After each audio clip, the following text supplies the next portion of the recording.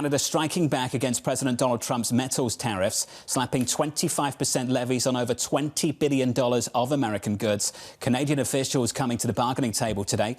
You'll hear from the Finance Minister, Dominic LeBlanc, and the Ontario Premier, Doug Ford, set to meet with the Commerce Secretary, Howard Lutnick. And I'm pleased to say that Commerce Secretary Howard Lutnick joins us now from Washington, D.C. Mr. Secretary, welcome back to the programme, sir. Always appreciate your time. If we could just take a step back and set the table, what are the stakes for today's meeting between you and Canadian officials?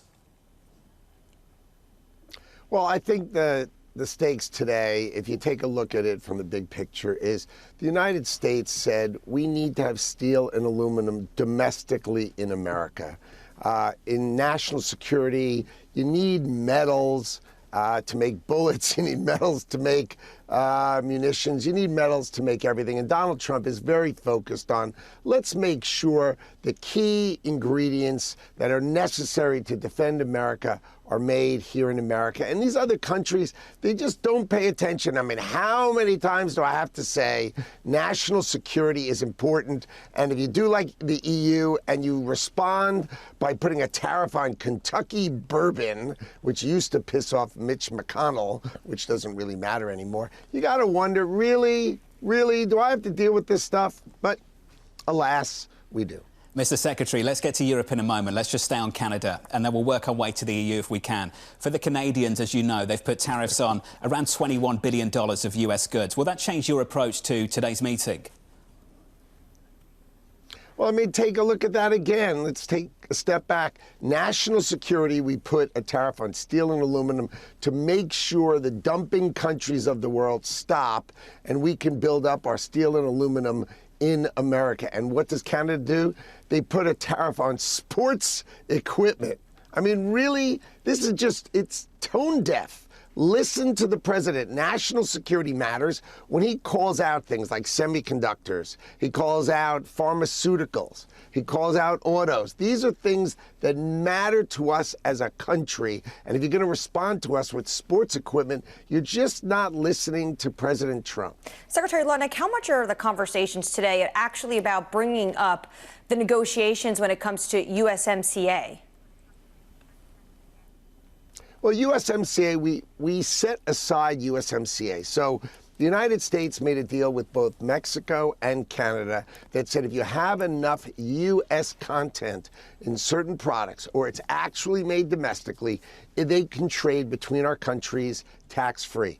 That remains intact. What is outside of that is both things that don't have that American content that are imported from other countries.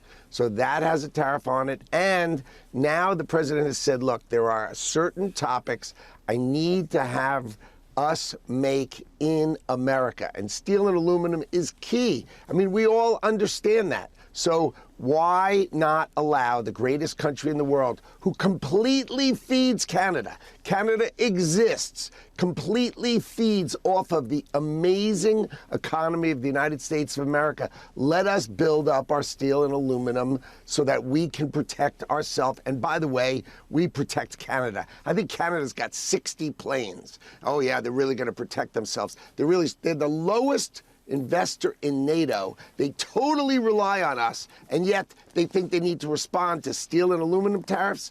I mean, everybody is so used to picking off America, so used to it that they can't even stop. Donald Trump is here to say we need to be treated fairly, and we need to be treated fairly now. Do you think this approach, if you articulate this to the Canadians today, will help bring down the temperature? I do. I think once you actually breathe and think steel and aluminum, America needs steel and aluminum. I mean, if you respond like the British didn't respond, the Mexicans didn't respond, you have some countries that actually thoughtfully examine how they do business with us. And then you have people like the Canadians who are in elections, so you have no idea. You think it's about a trade war. This is their way of getting election votes. And the EU, you know, the EU has just so many years treated us so harshly. They just can't stop. Look, their tariffs are way up here and our tariffs are down here. How about relax? Let us balance it. We are your largest, most important trading partner. treat us with respect, and let's get a little balance. And Donald Trump is out there saying balance, balance, balance. April 2nd, he's going to describe his balance. We're going to do it together. We're going to describe our trading policy. We're going to describe our balance. But remember, semiconductors, we need to have them in America. Pharmaceuticals, we need to have in America. Cars, we need to have in America. And steel and aluminum, come on. America, and lumber as well. And wine and champagne. Important things for our national security. And the wine and champagne, sir. Don't forget the wine and champagne.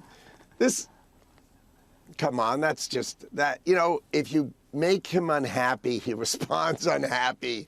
But come on, let's get back to the core basics here, which is a trading policy that says America has allowed the world to lean on us, to take from us, to grow off of us, and now it's time for a little balance. We've got a $2 trillion budget deficit. We want to bring certain jobs home. Let the president do the right thing for America. He will respond after we're done organizing things to make sure the world grows. But today, just remember, he's the president of the United States of America. He's not the president of the world. He's going to take care of American workers, and it is time. Mr. Secretary, I just want to make sure that the audience is in on our little joke there, because they might have missed the post by the president a couple of minutes ago. So I'm going to share it with them and then come back to you in just a second. So the president of the United States put this out on Truth Social moments ago, said the European Union, one of the most hostile and abusive taxing and tariffing authorities in the world, which has formed for the sole purpose of taking advantage of the United States, has just put a nasty 50% tariff on whiskey. If this tariff is not removed immediately, the United States will shortly place a 200% tariff on all wines, champagnes and alcoholic products coming out of France and other EU-represented countries. So, Mr. Secretary, just to bring you in, I imagine you are aware of what the president said based on our conversation just now. Have you given the Europeans a warning on this? Have you given them a time limit to back away? Are you taking the same approach you did with the Canadians just a few days ago? Well, I think the president has made it crystal clear that he finds this tit-for-tat really abusive and aggravating, right? His objective is steel and aluminum tariffs. Let him build his steel and aluminum business in America, because that's important. And then, you know, they say, okay, we're going to tax whiskey. And look, I find all this back and forth really off the topic. The key topic is rebalancing American trade. We're going to spend lots of time together, you know, but the president was totally annoyed that the Europeans did this. And so you're going to hear back from someone who emotionally cares about America. He cares about America, and he wants to take care of Americans. And why are Europeans picking on Kentucky bourbon Secretary or Lutnick, Harley Davidson motorcycles? Are you saying this is an emotional response? It's disrespectful. Are you saying this is an emotional response, or will we see 200% tariffs on wine, champagne, and alcoholic products before April 2nd, when the president says is the big one, and we're going to get the reciprocal rollout? Well, the joy of my job is that Donald Trump makes the decisions, right? And the people around him, we talk to him and we advise him. April 2nd is when we do reciprocal tariffs. And he's called out these products. He wants these countries to respect him. And all this showed you is that Europe and Canada do not respect Donald Trump and do not respect America's ability to build its steel and aluminum industry, which is vital for national security, whereas you watched Mexico and you watched the UK be pragmatic and thoughtful, and the way we're going to deal with them is going to be better. So these are just black and white things. Why would you put against steel and aluminum, would you say Harley Davidson motorcycles and Kentucky bourbon? It's just illogical. I think the president is saying, look, I am going to respond always bigger and always stronger. We will talk together. You know, he wrote that tweet this morning. We will talk together. If that's what he wants to do, we will do that. But the answer is April 2nd, a thoughtful approach to reciprocity and national security of those products he's called out. We're going to increase our domestic production of those and have a reciprocal model. And hopefully when I talk to the Europeans, they'll realize that they should take these things down, cool these things out, and let's properly negotiate. Do you have plans to speak to your European counterparts today? Of course. Like who? Are you speaking to, say, Ursula von der Leyen or potentially some heads of companies like Bernard Arnault, who was also at the president's inauguration? Generally, as the Commerce Secretary, I speak to the trade ministers. That's generally how it goes. But a lot of companies also, and I know executives, have been calling you, sir. Is that not correct? They're looking for exemptions. Exemptions, carve-outs, fall squarely in the Commerce Department. So let's talk about exemptions for a moment. Steel and aluminum tariffs went in 2018. And when we came back into power, the Biden administration had granted 490,000 exemptions. Imagine 490,000 exemptions to steel and aluminum tariffs. I mean, I don't know that our department could actually collate 490,000 Christmas cards, let alone 490,000 steel and aluminum tariffs. I mean, come on, it's ridiculous. So yesterday, what we did is we just got rid of all the exemptions. That's all we did. The steel and aluminum tariffs were already on. We just said, look, let's just build back our steel and aluminum industry in America to protect America. It's so logical. It's so important. Yeah. And then all we get, you get some countries who understand and some countries who just go right back to old school. And, you know, the president's going to deal with them with strength and with power. And he's remembered that they like to respond with just go after their wine and maybe they'll pay attention and listen. But the fact is, April 2nd, we're going to go, April 2nd, we're going to go with reciprocity, thoughtful, global process. Secretary Lutnick, it's going to take a while to actually get those tariffs in place after all of the appeals process, et cetera, after April 2nd. And in the meantime, as all of these discussions around tariffs continue, a lot of businesses are just halting investments. You're seeing consumer sentiment decline. You're seeing their spending activity decrease. Can you give them a sense of when they'll have certainty? The opposite actually is coming true. You saw Apple, $500 billion. You saw SoftBank, $200 billion. Eli Lilly, $40 billion. I'm meeting a company today who sent me a note saying they want to invest $65 billion in America. The scale by which American companies are committed to invest in America and global companies. Secretary Lutnick, excuse me, what I'm talking about, huge, let me explain to you what I'm talking about. Investments, and those are coming. Well, let me finish. These are huge investments coming to America. Over $1.7 trillion committed in Donald Trump's first 50 days. Anyone who thinks people are uncertain doesn't understand what Donald Trump is saying. He's saying, bring your production to America and you will avoid all the tariffs. Come build in the greatest economy in the world, and you will avoid tariffs. That's maybe long term, but what we're seeing in the short term is that small business confidence has fallen to a 4-month low. They say a high degree of uncertainty about what the regime is going to look like. They talk about increasing likelihood of having to increase prices in response to the tariffs. You're seeing this with respect to airplane tickets that are falling off a cliff as of February. I'm just wondering, when you take a look at these types of indicators, at what point does it become concerning to you? The greatest deal maker who's ever lived is sitting behind the desk in the Oval Office.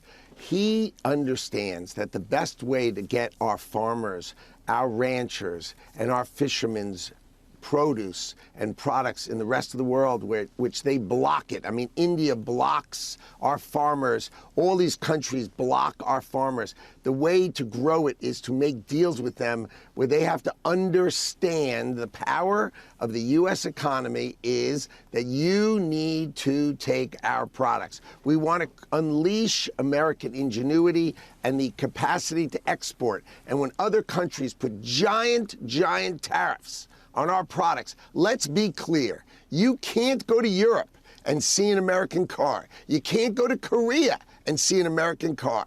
You can't go to Japan and see an American car, but you sure see their cars here. So the concept of Donald Trump saying, hang on a minute, you've got to be kidding. We need to unleash the American economy. And if we've got to teach the rest of the world to treat us with respect, that they have beaten on us and they have abused us and their tariffs are so high that they've got to actually treat us with respect, bring down their tariffs so that it's reciprocal. Remember, they will never live with us having the tariffs as high as they have them. So what they're going to do is they're going to bring them down.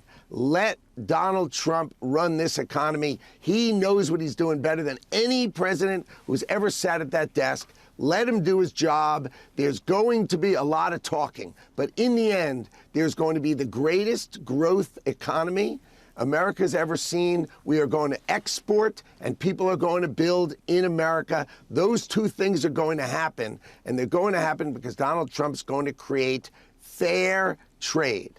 Start saying the word fair trade, because right now, trade in America, go look at the numbers, unfair. Europe, huge. India, huge.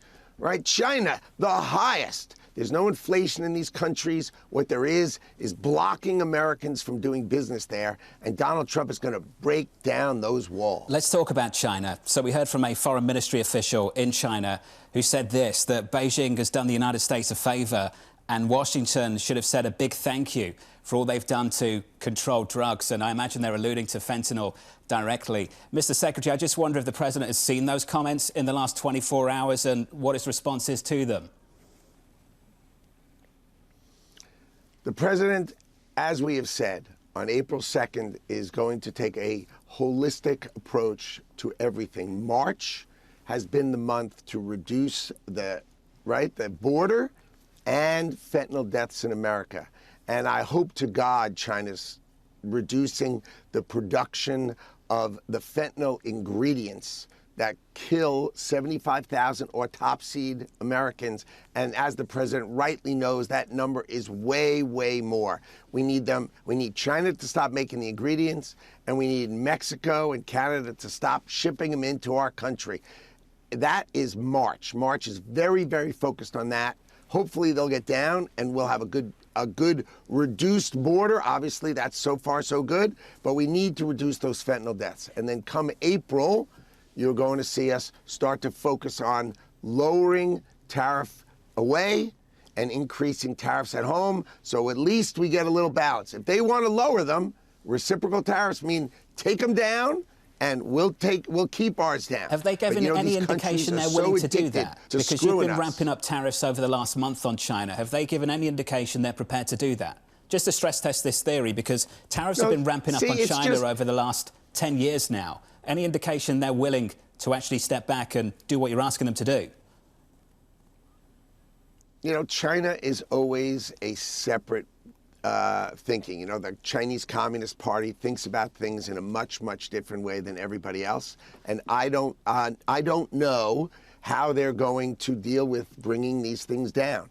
I would like them to bring it down. They have a huge market. But remember, we consume more than 2 times what they consume. They have a big economy, but they're a production economy. They sell to us. They need to sell to us. We are the greatest consuming economy in the world. We are the customer that everybody in the world needs. Now, they've put huge tariffs in China because they're trying to build up their consumer production domestically. And that's where they stand. So you don't hear all of you talking about how horrible China is and all the inflation in China and all this sort of stuff. It's just not true. The fact is, America is going to build up its industries here, drive down tariffs there. I don't know what China will do, but my expectation is the whole world who trades with us will bring down their tariffs and allow our farmers, ranchers, and seamen, allow our production, allow our car manufacturers to export more and grow. We are looking for fair trade. Secretary Lutnick. Fair trade. Let's say it over and over again. We got it. And I think it could maybe be a bumper sticker for you. There are reports this week that potentially underway are plans for Xi Jinping to meet with Donald Trump. Are we expecting a meeting between these two leaders either in the spring or early summer? I mean, look, the president runs his agenda, but from my perspective, when strong leaders meet each other, that is useful and effective for the world. But Donald Trump will make those decisions himself. I am focused on reciprocal tariffs on April 2nd. I am not in the agenda of who President Trump decides he wants to meet. Secretary Lutnick, we're just 2 minutes away from the latest indicator from the United States, which is PPI data and inflation rate and initial jobless claims. You've talked about how the data that we are getting right now is Biden data. At what point does it become Trump data? I'd say we fully wear the fourth quarter, and we may well wear much of the third quarter. But for fourth quarter, for sure. You know, the American economy, right, a $29 trillion economy, you can't take office on Monday and have the news media say, oh, look what you did on Tuesday. I mean, come on, that's so silly. So the real way the world works is, for sure, the fourth quarter is Donald Trump's quarter, and the third quarter, his policies start to really embed in America. So that's the right way to look at it. First and second quarter are Biden's sort of left behind difficulty, and then you see Donald Trump dig us out, build us up, and by the fourth quarter, you're going to see growth rates because you got all these companies committing to build in America, get their shovels in the ground because we get regulations out of the way, start to produce those jobs, start to bring back trade craft.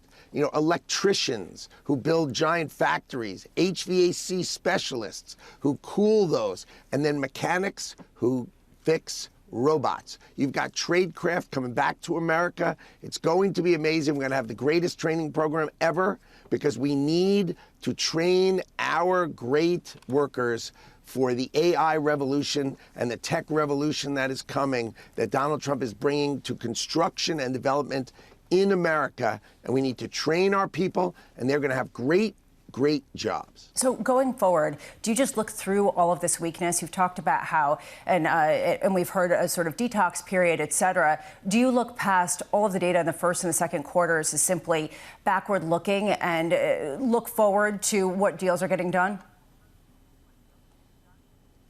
My job is to look forward to what deals are getting done. I'm going to bring in, because Donald Trump has created the policies for me, to bring in enormous investment to the country, $1.7 trillion so far committed. And we're going to put out a website and literally show these companies construction and manufacturing in America quarter by quarter to show this kind of growth. Remember, each trillion of this kind of committed construction is worth 1 point of GDP. So at $2 trillion, which we definitely will have for sure, that's a ½ point of GDP for all 4 of his years. So as that grows, you're going to see that growth come into our GDP numbers. Obviously not today. Someone says, I'm going to build $65 billion in America. When can they get in the past, it would take 1.5 years to get the permits to build. Under Donald Trump, it's going to take less than 6 months. They're going to be in the ground this year, and the fourth quarter, you're going to see this power. So, yes, do I have to say the first quarter is surely Biden, the second quarter is Biden, but starting the third quarter, you start to feel some Donald Trump, and the fourth quarter, you will feel the power of Donald Trump's economy. Secretary Lutnick, I'm sure you've seen this report in Politico. It says that White House officials, Trump outside allies are, quote, growing increasingly frustrated with you, sir, privately complaining about the close proximity. You got to stop the fake news. Please, hold on. God, no, I want to give you the chance, news. sir, to respond to this. Stop the fake news. I don't want to respond. When you read fake news, okay, I spoke to the president last night. He said, why do these people write this fake news? It's just nonsense. Imagine Jameson Greer, who's our USTR, who works with me. And obviously, if you remember when the president nominated me, he nominated me to say, go select a USTR and work closely with him. Anybody who says this kind of stuff, these articles talk about the Council of Economic Advisors. They're not even populated yet. The nonsense that we have to read while people just are trying to be troublemakers where it's entirely fake news. I don't need to respond, okay? I really don't need to respond. I speak to the president all the time. Our economic team is one. We are together as one. We get along incredibly well. We speak to each other all the time, including yesterday for an enormous amount of time, every day, today again. It's got to stop. I mean, look, these lousy, media outlets, they try to create something so that you'll talk about it. Think about it. They got you to talk about them. I don't even want to say their name. They don't deserve to be read because it's nonsense. Out of respect for you, sir, we just wanted to give you the opportunity to respond, and in your own way, I think you have. Mr. Secretary, thanks for being gracious with your time. You've been very generous. Appreciate it.